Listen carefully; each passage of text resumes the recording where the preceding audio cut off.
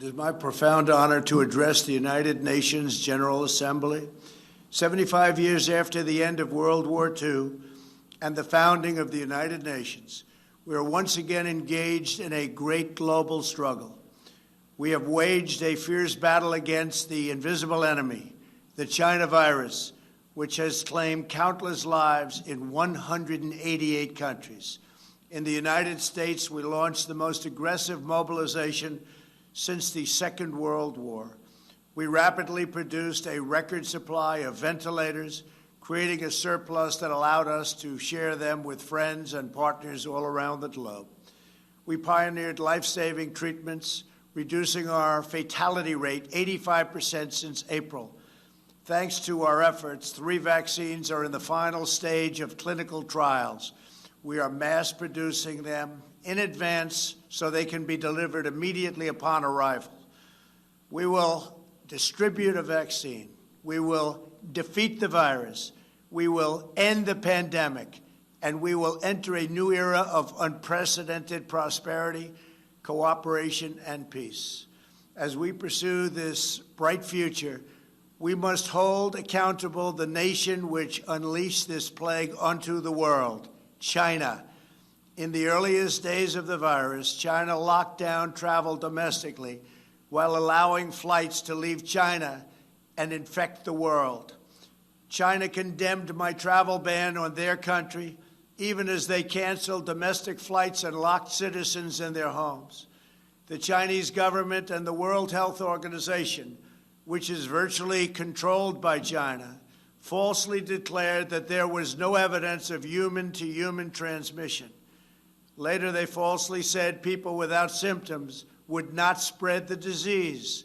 The United Nations must hold China accountable for their actions. In addition, every year, China dumps millions and millions of tons of plastic and trash into the oceans, overfishes other countries' waters, destroys vast swaths of coral reef, and emits more toxic mercury into the atmosphere than any country anywhere in the world.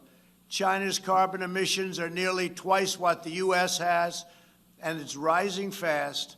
By contrast, after I withdrew from the one-sided Paris Climate Accord, last year America reduced its carbon emissions by more than any country in the agreement. Those who attack America's exceptional environmental record while ignoring China's rampant pollution are not interested in the environment. They only want to punish America, and I will not stand for it. If the United Nations is to be an effective organization, it must focus on the real problems of the world. This includes terrorism, the oppression of women, forced labor, drug trafficking, human and sex trafficking, religious persecution, and the ethnic cleansing of religious minorities. America will always be a leader in human rights. My administration is advancing religious liberty, opportunity for women, the decriminalization of homosexuality, combating human trafficking, and protecting unborn children. We also know that American prosperity is the bedrock of freedom and security all over the world. In 3 short years, we built the greatest economy in history, and we are quickly doing it again. Our military has increased substantially in size. We spent $2.5 trillion over the last 4 years on our military. We have the most powerful military anywhere in the world, and it's not even close. We stood up to decades of China's trade abuses. We revitalized the NATO alliance, where other countries are now paying a much more fair share. We forged historic partnerships with Mexico, Guatemala, Honduras, and El Salvador to stop human smuggling. We are standing with the people of Cuba, Nicaragua, and Venezuela in their righteous struggle for freedom. We withdrew from the terrible Iran nuclear deal and imposed crippling sanctions on the world's leading state sponsor of terror.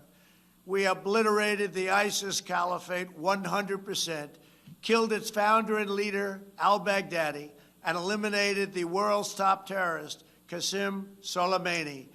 This month, we achieved a peace deal between Serbia and Kosovo. We reached a landmark breakthrough with 2 peace deals in the Middle East, after decades of no progress. Israel, the United Arab Emirates, and Bahrain all signed a historic peace agreement in the White House, with many other Middle Eastern countries to come. They are coming fast, and they know it's great for them and it's great for the world. These groundbreaking peace deals are the dawn of the new Middle East. By taking a different approach, we have achieved different outcomes, far superior outcomes. We took an approach, and the approach worked. We intend to deliver more peace agreements shortly, and I have never been more optimistic for the future of the region. There is no blood in the sand. Those days are hopefully over. As we speak, the United States is also working to end the war in Afghanistan, and we are bringing our troops home. America is fulfilling our destiny as peacemaker, but it is peace through strength. We are stronger now than ever before. Our weapons are at an advanced level like we've never had before, like, frankly, we've never even thought of having before. And I only pray to God that we never have to use them. For decades, the same tired voices proposed the same failed solutions, pursuing global ambitions at the expense of their own people. But only when you take care of your own citizens will you find a true basis for cooperation. As president, I have rejected the failed approaches of the past, and I am proudly putting America first, just as you should be putting your countries first. That's okay. That's what you should be doing. I am supremely confident that next year, when we gather in person, we will be in the midst of one of the greatest years in our history, and frankly, hopefully, in the history of the world. Thank you. God bless you all. God bless America. And God bless the United Nations.